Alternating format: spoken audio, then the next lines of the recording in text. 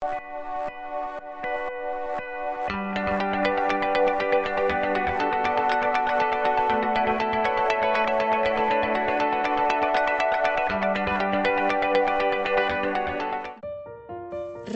The Fed menaikkan suku bunga semakin dekat, tapi indeks harga saham gabungan masih bisa naik ke level 5.300. Apa yang terjadi di pasar? Bagaimana kondisi pasar finansial tahun depan? Berikut ini analisis IHSG dari Alvin Patisa Husiwa, Director of Investment Manulife Asset Management Indonesia. The Fed di bulan Desember ini yang sudah hampir dipastikan akan naik sebesar 25 basis ini harusnya sudah diantisipasi oleh pasar. Kalau kita ingat di awal tahun 2016, pasarnya sudah mengantisipasi kenaikan The Fed antara 3-4 kali.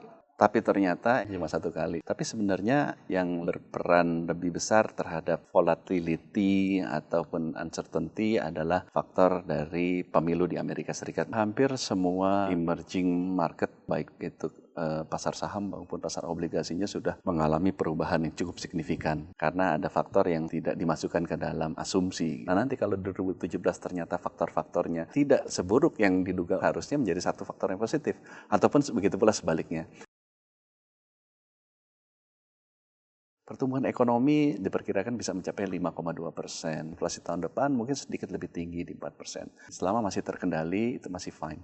Di sisi lain, suku bunga kita perkirakan dari 4,75 menjadi 5%. Dari sisi politik, sebenarnya in the short term mungkin overhang karena adanya pilkada 2017 akan mulai lebih tenang lagi setelah pilkada ini berakhir. Tahun depan rasanya kita akan lihat pertumbuhan perusahaan berkisar di angka 15%. Momentum penurunan suku bunga yang menjadi faktor penyumbang kontribusi positif terutama di pasar obligasi tahun 2016 ini di tahun 2017 sudah tidak menjadi satu faktor yang positif lagi. Jadi yang kita lihat harusnya akan mulai ada shifting gitu ya, pertumbuhannya lebih ke fixed income tahun 2016, 2017 adalah lebih ke tahun yang equity. Kalau misalnya tahun ini kita ekspektasi ditutup di level antara 5.400, 5.500, tahun depan harusnya di level 6.000, 6.200.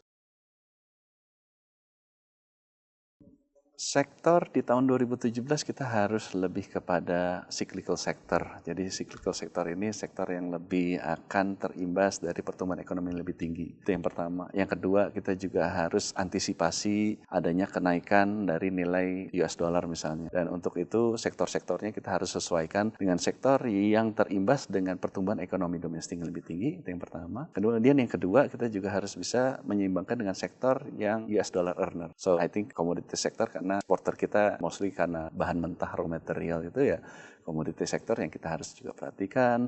Kemudian sektor domestik seperti otomotif, sektor perbankan, sektor construction itu yang juga kita lihat bakal cukup baik di tahun 2020.